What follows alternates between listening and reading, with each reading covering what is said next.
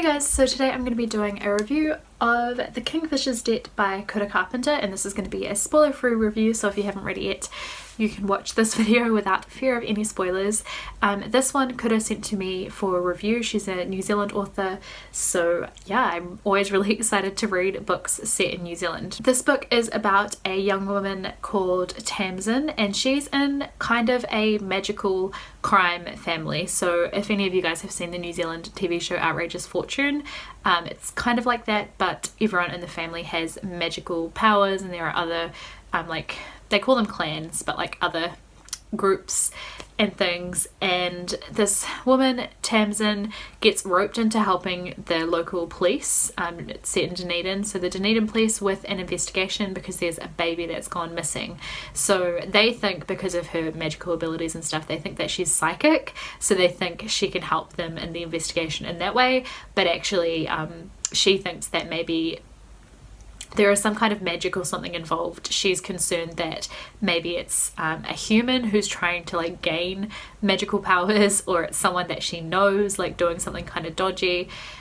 She's trying to figure out what's going on as well. Throughout this novel as well, you also get flashbacks to when Tamsin was a teenager, so just some things that have led up to this point, because you're kind of piecing things together as you go along as well. So with this novel, I really liked how urban fantasy and crime kind of mix together.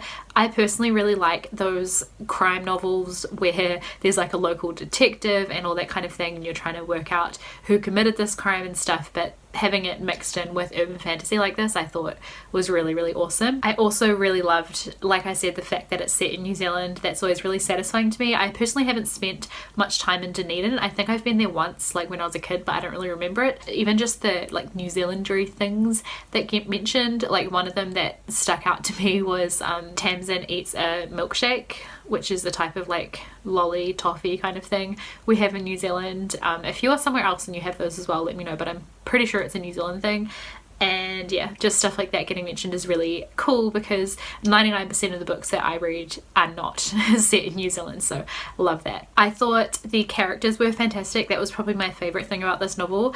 I found myself getting really invested in them, and there are a lot of characters I feel in this book, but they're all very distinctive and unique from one another. In particular, Tamsin's kind of love interest, which starts in her like flashbacks when she's a teenager. There's a guy called Finn, and he's like an Australian surfer dude, and I really liked him as a character. I thought that was a great sort of idea for a love interest. And then there is the chief of police, what's his name, Jackson.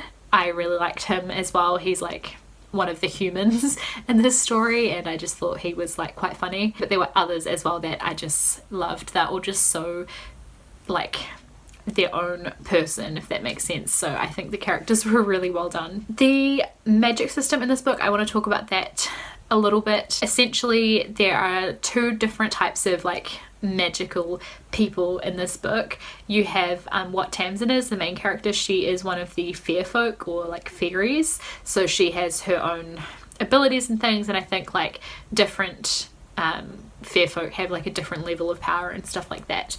And then there are other magical people called elementals. So it's kind of like, if you guys have seen that cartoon Avatar: The Last Airbender, so they have a control over a particular element, and they usually form into like gangs kind of based on what elemental control they have. I think there are also witches. I could have that like mixed up, like it might just be a thing that was said, but I feel like there were witches as well. And then the different fair folk families I think are named after different birds. So Tamsin is a kingfisher, and yeah, there's also some Chinese magic involved in this book, and there is like reapers as well. And yeah, so there's kind of like a lot of different things going on. I feel like those types of magic systems, like some people are really into fairies, some people are really into the elemental stuff. I feel like it will appeal to a lot of different people. I kind of learnt a lot about myself as a reader from reading this book, because I have always kind of said I don't really read high fantasy. I tend to prefer urban fantasy, and I never really thought about why that was, except that high fantasy is like intimidating to me. And I realized through reading this book, which is an urban fantasy, so urban fantasy is basically fantasy that's set in the world as we know it, whereas high fantasy is set in like a completely made up world. I always thought I preferred urban fantasy because it's easier, because you have the world as you know it, there's just some magical elements included. It's kind of just less complicated and there's less world building to get your head around. What I realized with reading this book was the other aspect of fantasy that makes fantasy more accessible to me, because I'm not someone who, you know, loves high fantasy and that kind of thing. I realized that when the story is told from an outsider's perspective, I find that a lot easier to get my head around. This book is written from like an insider, so someone who is, you know, she's one of the fair folk, she's involved in all the stuff, she's grown up with it, she knows the ins and outs of all the magic systems and stuff, whereas I feel like the urban fantasy that I'm used to reading is from the perspective of an outsider. So like if you think about Harry Potter and Harry Potter and the Philosopher's Stone, he doesn't know that he's a wizard, he has to like learn about Hogwarts and how magic works and what it means to be a wizard and all that kind of stuff.